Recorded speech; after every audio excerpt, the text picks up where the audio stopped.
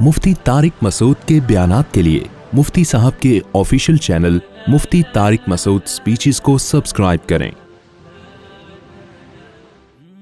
इसी तरह मेरे भाई, जब इंसान पैदा होता है, अल्लाह कहते हैं मैंने दो हिस्सों में बांट दिया, फजअल मिन्हु ज़ौजैनि ज़कर वल उनसा, किसी को मर्द बनाया किसी को औरत। ये इसलिए अल्लाह एक ही जिन्स पैदा कर सकता था ना, एक ही जिन्स होती तो किसी की तरफ कोई अट्रैक्शन नहीं होती। ये तो अल्लाह ने बनाई है भाई, नर मादा अल्लाह ने पैदा किए। क्यों? ताकि दोनों की एक दूसरे की तरफ अट्रैक्शन ना हो, इसलिए पैदा की है अल्लाह ने। या हो बोलो ना, आप इतने घुन्ने क्यों बने हुए हो?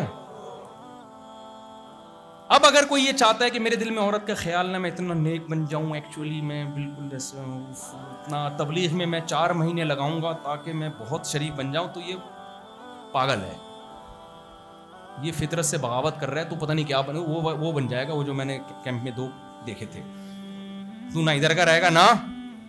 तो अल्लाह तो कह रहा है मैंने तुझे आदमी बनाया इसलिए कि तेरी औरत की तरफ तबीयत माइल हो, तू उसे देखे तो तेरा दिल चाहे उसकी तरफ जाने को। और औरत को औरत इसलिए बनाया कि जब वो मर्द को देखे तो उसका दिल चाहे उसकी तरफ जाने को। लेकिन अल्लाह ने कहा कि इसमें एक भंगियों चमारों गधे घोड़ों वाला तरीका है, एक इंसानों वाला तरीका है। गधे घोड़ों का भी दिल चाहता है, गधा का दिल चाहता है गधी को देख के, घोड़े का दिल चाहता है घोड़ी को देख के। वो बगैर किसी एग्रीमेंट के, कोई पैगाम में निकाह, कोई गधे का बाप नहीं है कि गधे ने गधी के बाप से बात करके रिश्ता मांगना है। उनके यहाँ ये सेटअप, गधे को कोई गधी पसंद आए तो ये थोड़ी कि वो गधी के बाप के पास जाएगा और फिर लड़की वाले आएंगे तो लड़के वाले आएंगे। गधा अपनी ख्वाहिश पूरी करके ये जा और वो जा, खत्म। तो एक गधे घोड़ों वाला तरीका है जो गर्लफ्रेंड बनाते हैं, ये गधे घोड़ों वाला तरीका है।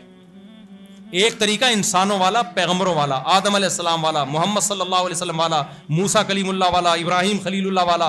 वो तरीका क्या है भाई? जो लड़की पसंद आ रही है, निकाह का बोलो, पैगाम भेजो, शादी हो जाए ठीक है, नहीं हो जाए तो जहां हो जाए फिर वहां ठीक है। क्योंकि जरूरी थोड़ी कि हर जगह आप जहां पसंद आ रहे हैं। लोग मुझे आके दिमाग खाते हैं कि जब हमने पैगाम भेजा वो मान नहीं रहे, तो मैंने कहा तो हम कई दफा ट्राई कर चुके हैं, हमारे नहीं माने तो तुम्हारा क्या मानेगा। तो यह है कि जहां कामयाब हो जाए वहां कर लेते हैं। आप क्या समझ रहे हो, जिस आदमी ने इतनी शादियां की हैं तो क्या हर जगह कामयाब हो गया होगा? 20 जगह हमने पैगाम भेजा, वहां से हमें ठेंगा मिला तो हम आ गए आराम से। हमने कहा चलो कहीं और ट्राई कर लेते हैं। लेकिन बुराई की तरफ आपने बोलो, जिना की तरफ नहीं जाना, लड़कियों से दोस्तियों की तरफ नहीं जाना। कुरान साफ कह रहा है वाला मुत्तखिदाती अखदान, दोस्तियां मत लगाओ लड़कियों से। तो कुरान के अल्फाज हैं। इस्लाम में औरत की तरफ पहुंचने का निकाह के अलावा कोई ऑप्शन नहीं है। और इस्लाम ने इतनी आजादी दे दी क्योंकि इस्लाम मर्द की नेचर को जानता है। औरत की नेचर में और मर्द में फर्क है, इसलिए इस्लाम ने मर्द को इजाजत दी कि आप अगर सबके हुकूक पूरे करो तो, मैं नहीं कह रहा मेरे भाई, कुरान कह रहे हैं आप कितनी कर सकते हो 4, ये मैं नहीं कह रहा, मुझे क्यों बुरा भला कह रहे हो, तो खुदा कह रहा है, मैं निकाल थोड़ी सकता हूं ये आयत कुरान से। एक दिन क्या हुआ, तरावियां हो रही थी, पुरानी बात है, उस वक्त ना 4 शादियों का लफ्ज लोग सुनना पसंद नहीं करते थे। बहुत मेरे पर जब भी 2 शादियों की बात करता लोग हैं भाई ये क्या बातें कर रहा है।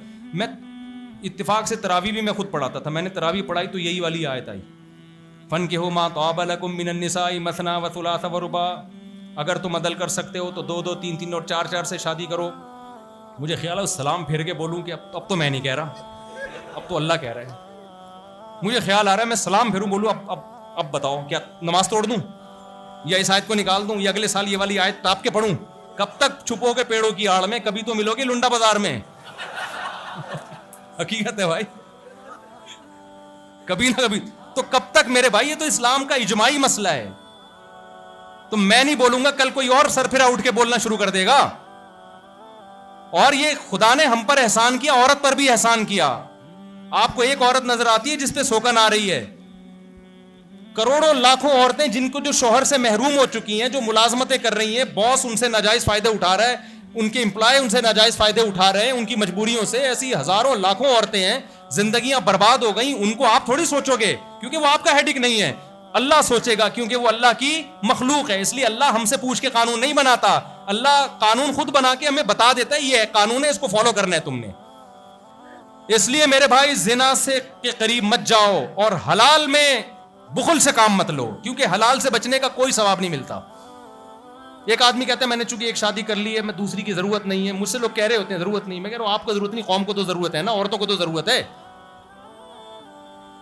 قوم کو ضرورت ہے بھائی, آپ کو ضرورت تھوڑی ہے.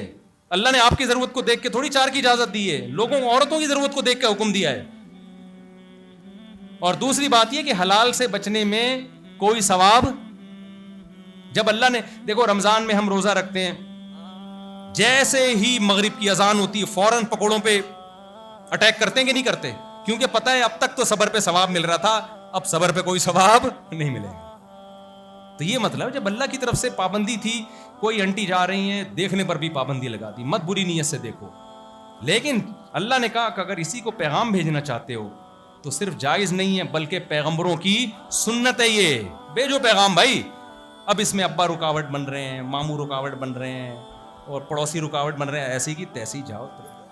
اسٹائل یہی ہونا چاہیے. میں آپ کو اس لیے ٹرین کر رہا ہوں کیونکہ میں تباہی والے, دیکھو اگر ہم نے اس کو اپنی سوسائٹی میں پروموٹ نہیں کیا نا, ہمارا انجام وہ ہوگا جو گورے کا انجام ہوا ہے. کیونکہ یہ بیانات سے نہیں حل ہوگا.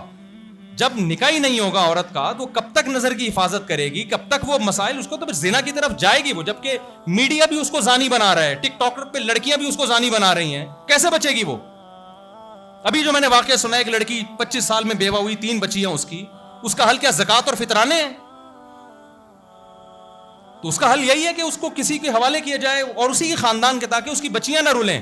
اگر کوئی اجنبی آدمی شادی کرتا ہے نا تو عورت کو اپنی فکر سے زیادہ اس سوتیلے باپ سے اپنی بیٹیوں کو بچانا مشکل ہو جاتا ہے کہ میں کیسے نظر رکھوں, یہ پتہ نہیں کوئی ہوس کی نظریں نہ ڈالنا شروع کر دے بچیوں پہ. تو اس لیے میرے بھائی ہم کس کے پابند ہیں؟ خدا کے. سوسائٹی کی ایسی کی بولو تیسی جاؤ, ہمیں خدا نے اجازت دی ہے تو کون ہوتا ہے کسی کا باپ روک کے دکھایا ہمیں. یہ اسٹائل ہونا چاہیے آپ کا, کیونکہ جب آپ کرنے لگو گے نا تو سب کا باپ روکے گا آپ کو. آپ کا باپ بھی روکے گا, باقی ہوگے. ابا سے بولو ابا آپ کے حقوق ہیں میں پورے کروں گا, لیکن نکاح کے معاملے میں مجھے پرمیشن کس نے دی ہے؟ جس خدا نے مجھے کہا ہے نا آپ کے سامنے اف نہیں کہنا, اسی خدا نے مجھے کہا ہے کہ اگر چاروں میں برابری کرتے ہو, حقوق پورے کرتے ہو تو کتنی کرو؟ 4. کوئی نہیں پوچھے گا تم سے. موسیٰ علیہ السلام کی 4 بیویاں یار, کلیم اللہ تھے اللہ کے. سلیمان علیہ السلام کی تو 100 بیویاں تھیں, پیسہ بہت تھا تو 100 رکھ لی انہوں نے. اب ہمیں اجازت نہیں ہے آپ کہیں 100 اور پھر آپ 100 افورڈ بھی نہیں کر پاتے, کیونکہ آگے آپ سمجھدار ہیں. تو اور یہ دماغ سے نکال دو, لیکن حقوق بھی پورے کرنے ہیں. میں نہیں کہہ رہا کہ ایسی لٹکا کے چھوڑ دو ان کو. تو اس لیے میں نوجوانوں کو کہہ رہا ہوں کہ مت سنو, زنا سے بچو میرے بھائی, برائی نہیں کرو. حلال میں اللہ نے آپ کے پاس آپشن رکھا, غیر مسلموں نے حلال کو آپشن جب اپنی سوسائٹی سے ختم کیا تو ولد الزنا, بچوں کی بھرمار ہو گئی. یہ چاہتے ہو کل یہی ہو تمہاری سوسائٹی کے ساتھ؟ نہیں چاہتے تو بالکل جو اسلام نے کہا ہے اس کو فالو کرو. اللہ سمجھنے کی عمل کی توفیق عطا فرمائے.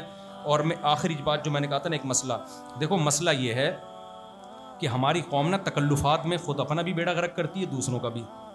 اب جیسے پانی یہاں رکھا ہوا ہے تو میرا دل چاہے گا میں پی لوں گا نا, ہر تھوڑی دیر میں آدمی مجھ سے پانی پلاؤں, مجھ سے پانی پلاؤں.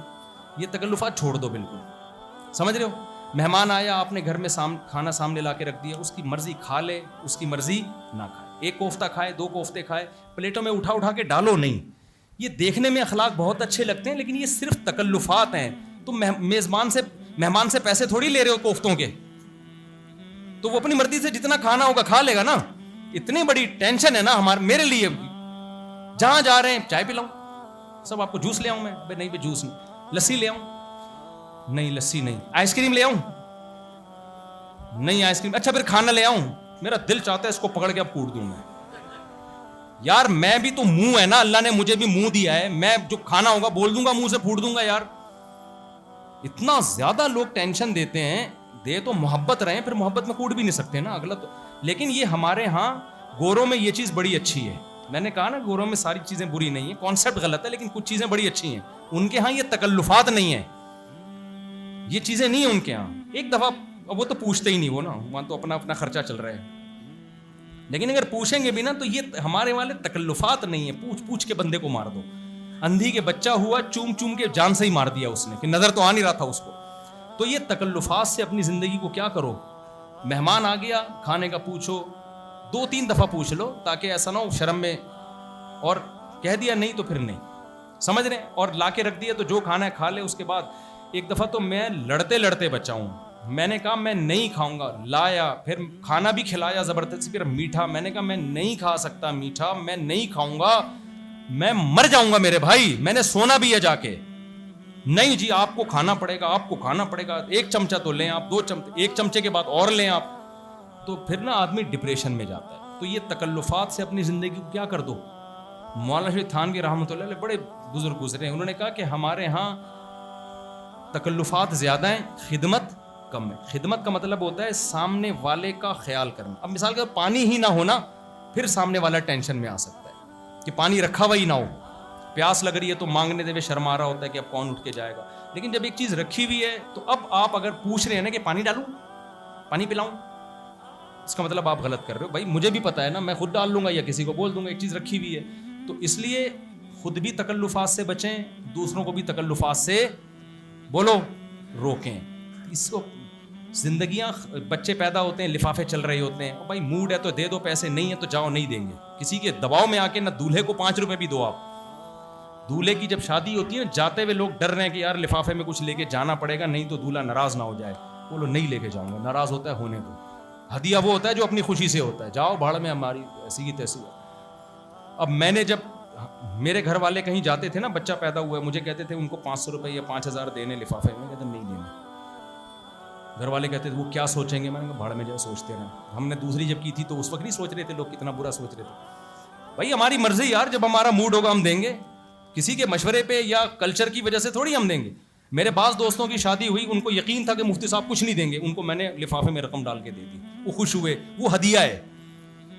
اور آج جن لوگوں کو ہم نے پیسے نہیں دیے نا, آج وہ خوش ہیں, کیونکہ ان کے 1-2 ہوئے, ہمارے ماشاءاللہ 17.5 یا 17, مجھے بھی صحیح 17.25 یا 17.5. خیر, تو وہ تو سارا دن ہمیں پیسے ہی دیتے رہتے نا بیٹھ کے, تو ہمیں تو کچھ ضرورت ہی نہیں تھی, پراپرٹی خرید لیتے. تو وہ آج خوش ہیں کہ نہ مفتی صاحب نے ہمارے بچوں پہ ہمیں کچھ دیا, نہ ان کے بچوں پہ ہمیں کچھ دینا ہے, ورنہ آج ان کا بیڑا غرق ہو جاتا, ہر تھوڑے دن بعد لفافہ آ رہا ہوتا. تو نہ جب میں پہلی شادی ہوئی تھی, میں جب دولہا بنا تھا, میں نے لوگوں کو دعوت نامے پہ لکھ دیا کہ مجھے کوئی گفٹ نہ دے, لفافے میں کوئی پیسے نہ لے کر آئے. تو صرف ایک بوڑھے بابا تھے, وہ زبردستی دیے تو ان کے اکرام میں لے لیے, ورنہ پابندی لگا دی. آج وہ خوش ہیں کہ اگر ہم دے دیتے نا تو پھر یہ تو بار بار دیتے ہی رہنے ہیں, ختم ہی نہیں ہو رہے مفتی صاحب تو, ٹھیک ہے نا. اب جب بھی وہ آتے ہیں تو ان کو پتہ ہے فری میں جانا ہے, کھانا کھا کے واپس آنا ہے. تو بھائی زندگی سکون کی گزارو, خود بھی ٹینشن میں نہیں رہو, دوسروں کو بھی ٹینشن مت دو. یہ لفافے بازیاں ولیموں میں, شادیوں میں پابندیاں لگاؤ ان کے اوپر, ایسی کی تیسی یار, پھر بچے اسپیڈ سے پیدا کرو, تو آپ کا سارا خرچہ اسی پہ ہوگا, ادھر ادھر دینا نہیں پڑے. سبحانک اللہم و بحمدک, اشہد ان لا الہ الا انت, نستغفرک و نتوب الیک. الحمدللہ رب العالمین والعاقبۃ للمتقین والصلاۃ والسلام علی رسول الکریم وعلی آلہ وصحبہ اجمعین.